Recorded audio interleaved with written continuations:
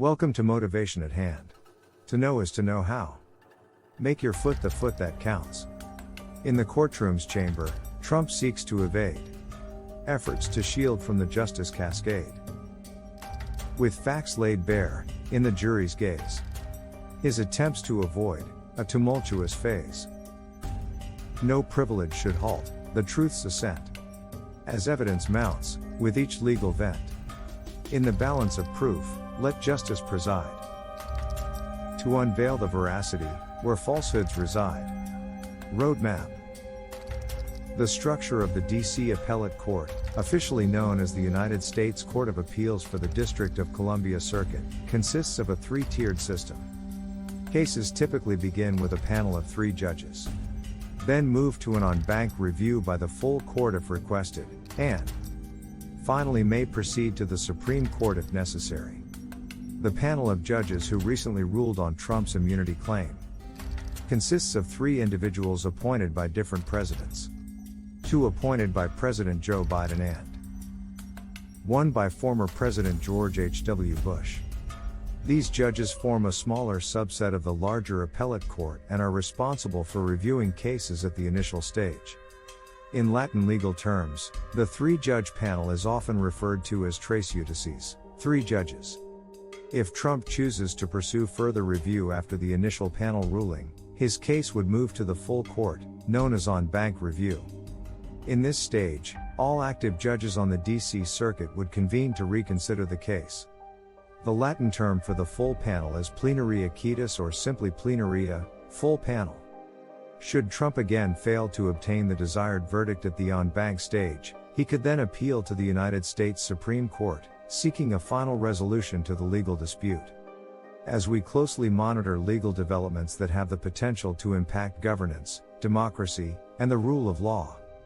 The recent decision by a federal appeals court regarding former President Donald Trump's immunity claim in the election interference case is a significant development with far-reaching implications.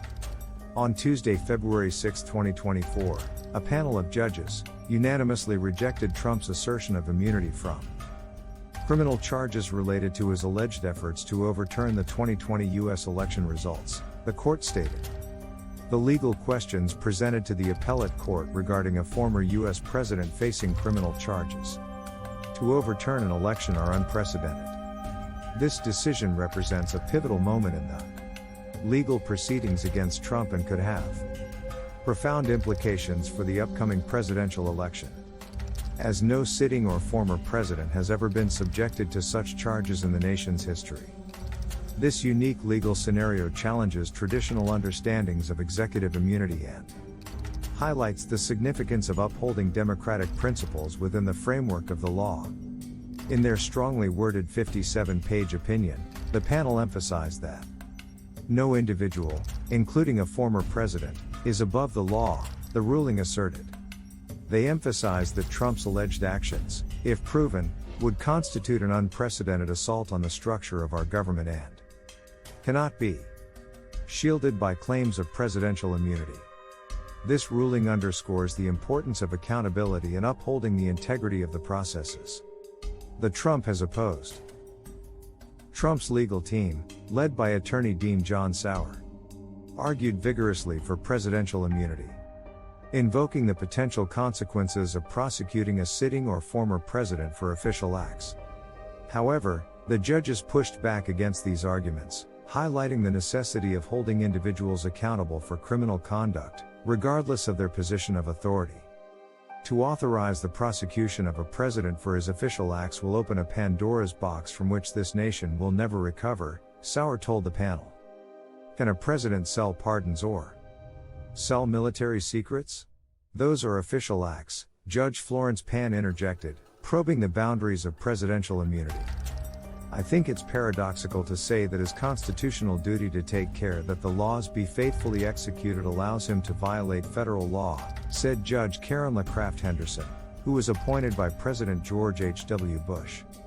The appellate panel's decision to reject Trump's immunity claim aligns with the principle that no one is above the law and reinforces the checks and balances inherent in the U.S. political system. Moving forward, Trump will most likely proceed to enjoin the full appellate panel of the D.C. Appellant Court.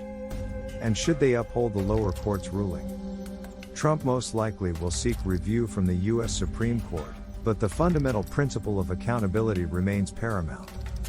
To draw things out is an obvious tactic of Donald Trump.